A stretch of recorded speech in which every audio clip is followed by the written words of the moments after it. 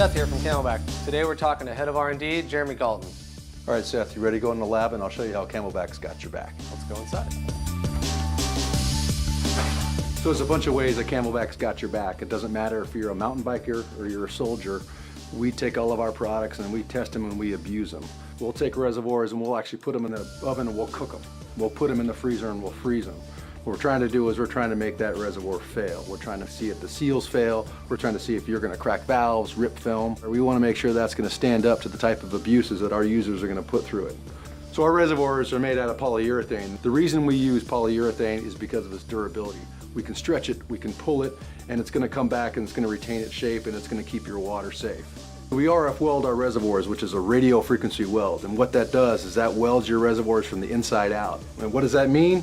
That means you get a very high strength weld that's not going to fail on in the field.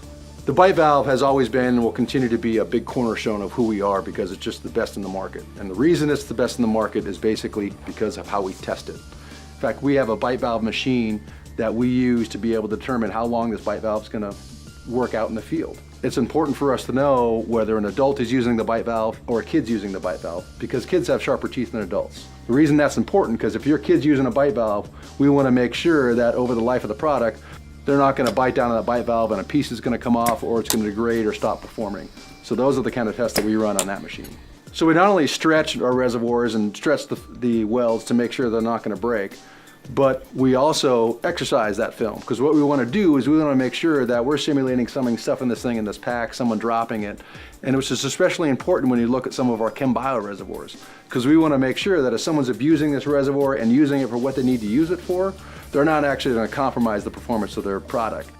We'll test and abuse caps, we'll test and abuse valves, we're going to test and abuse tubes because we want to understand not only how our products perform, but we want to understand the modes under which our products fail. And when we understand how they fail, then we can make sure that they're going to work better than they did last time. So all this testing that we do, all these machines that we have, they're essential because they're actually a part of the fabric of our company. It's what we do every day, it's what we love to do, because Got Your Back isn't just words, it's a culture.